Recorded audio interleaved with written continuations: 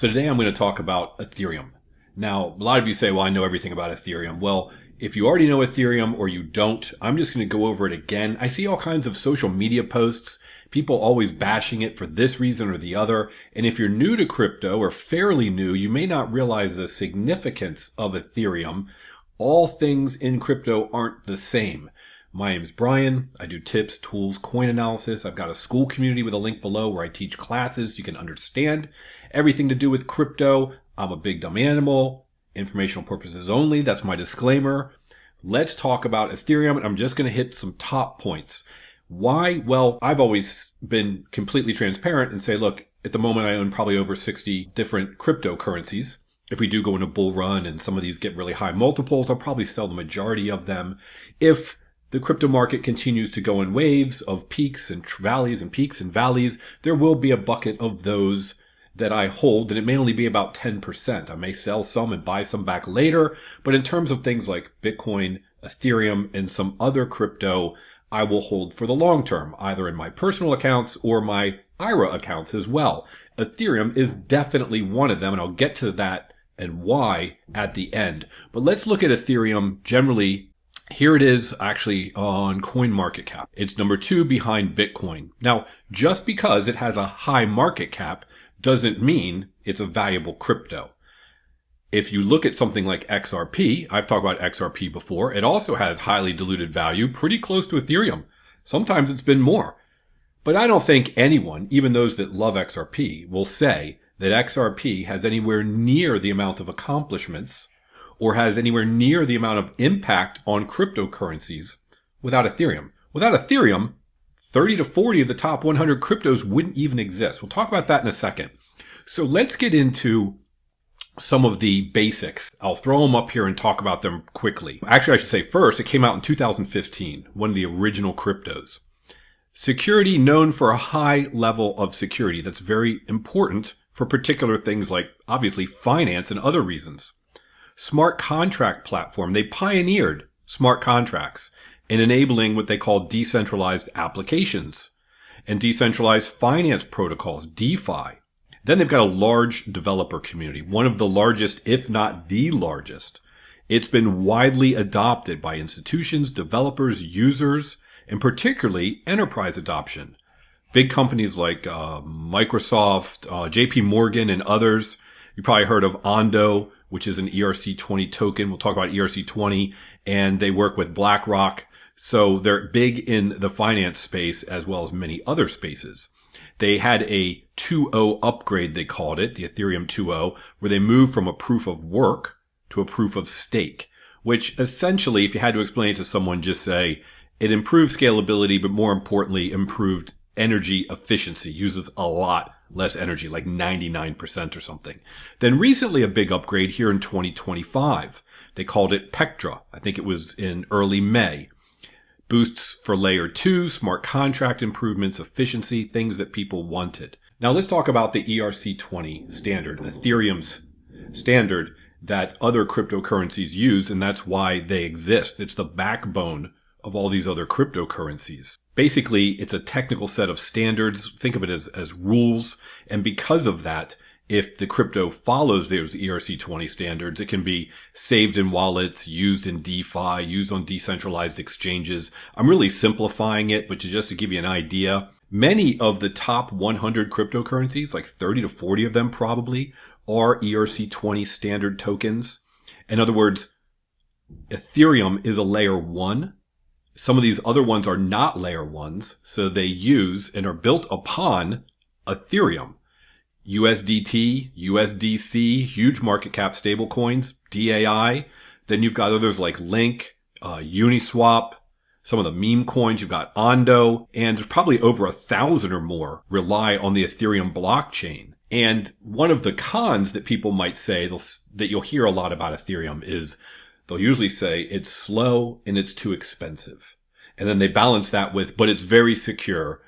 Now, when it comes to slow, they just had a recent upgrade, but when it comes to expensive, yeah, that's a big deal. So that's why a lot of these, what they call layer 2s, came about. And essentially it allows for batch processing. let me give you an analogy. I love to give analogies. I live in an area and I'm not too far from an Air and Space Museum. There's one in DC. There's also one at Dulles Airport. It's gigantic. You don't have to pay to get in, but you do have to pay to park, and then you get in. So I can take my car, and let's say 4 of us get in, and we go to the Air and Space Museum and we pay $20 to get in. There's 4 of us in the car. It costs basically $5 for each of us to go. We each pitch in $5. There's our $20. The other option was we each drive separately. Well, then that's $20 per car. So that's $20, $40, $60, $80. So there's your analogy. You can perform it right on Ethereum and each pay $20, or a layer 2 allows a bunch of people to get in the car together and then pay that one fee and split it among them. Terrible analogy, but now if someone asks you, hey, do you know what layer 2s do? You can say, yeah, I do. I watch Brian's crypto channel on YouTube. And they'll say, great, what does it do? And you'll say, well, it's kind of like a bunch of people getting in the car and going to the Air and Space Museum. They'll be like, what? Anyway, no, don't do that. Don't repeat anything I say, ever. Bad idea. Lizard brain, big dumb animal. So that gives you an idea of why all these layer 2s come about. But in a nutshell, that's pretty much what people will say. What are the pros and what are the cons? And of course, everyone wants to bash Ethereum. Why? Because they're the number one. They're the OG. They've been around the longest. And a lot of these things rely on them. So if people want to compete against something, they all want to compete against Ethereum. Now let's talk about a couple interesting things about Ethereum. Recently, I saw an article and I saw some people post about this and talk about it. Where is it here? They call it supply shock. They said that 4.9% of Ethereum's total supply sits on exchanges. Okay, so you can have it in your wallet, but then you hook up to an exchange and you can, sell it or use it for fees, whatever you want to do. But then there are exchanges where if you purchase it or put it on the exchange, why would you do that? Well, they'll hold it on your behalf. And by having it on an exchange, it's a lot easier to set limit orders. Maybe if it drops below a certain price, you want to get rid of it. Or if it goes to a certain price, you want to sell it. So sometimes they look at exchanges and they say, how much is on exchanges? Because if someone wants to buy it, they're going to have to go to an exchange to buy it. And they're saying they're only 4.9%, which is very small. Then they pointed out that of wallets holding 10,000 or more ETH, that is a substantial amount, have added roughly 450,000 ETH since late April. A bullish sign for holders. All right, let's look at, because I mentioned that it's well known for security and therefore well known, and a lot of decentralized finance apps use it. So if you go to DeFi Llama, which I've shown before, but essentially this is just for decentralized finance on certain chains. Total value locked in DeFi, 115 billion. Look at all the chains they mentioned, and there's more. Let's just look at Ethereum. 115 billion on all of them combined. Ethereum is 61 billion. That's more than 50% of all the total value locked is on Ethereum. No one comes close. However, in revenue, they do. So if you look, they talk about the stablecoin market cap on there, chain fees. This is 24 hours, $1 million in chain fees. How much went to them? 450,000, half of the chain fees. Then they've got app revenue for apps that are running 1.8 million. This is all in 24 hours. Total volume across the decentralized exchanges, 2.4 billion. You can see this is substantial. And if you scroll down here, you can see the various protocols built on top of Ethereum. These are protocols. You can see the total value locked in each one. It looks like the top 20 have $1 billion or more locked. Then as you scroll down, you get to the top 50. They still have 300 million or more locked. Look how many protocols are on Ethereum. I believe it goes down to about 800, where they've got like 20,000 or more. Now, one of the chains a lot of people will talk about is they'll also mention Solana, 9 billion locked. Not as much. However, they do a significant amount of revenue. And they probably have a couple hundred protocols on them. Ethereum, in my mind, is a more enterprise institutional adoption. Something like a Solana is more of a retail adoption. Now, of course, there's crossover, but that's usually what I think when I look at them. Solana, People will say it's much faster and it's much cheaper. It's significantly cheaper on gas fees, I believe, even after Ethereum's change. But look, chain fees, 1.68 million in a day, more than Ethereum. However, the chain itself only took 150,000 of that 1.6 million. What is that, 10%?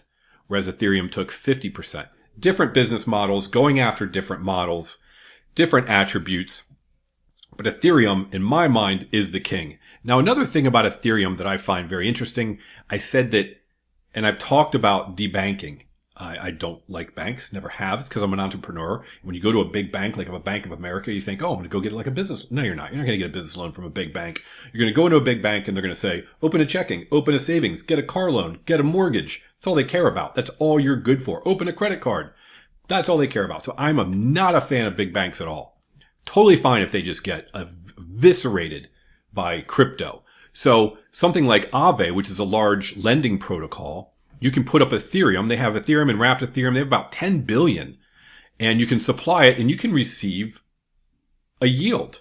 So theoretically over time, we hope that all the crypto continues to go up and beats inflation.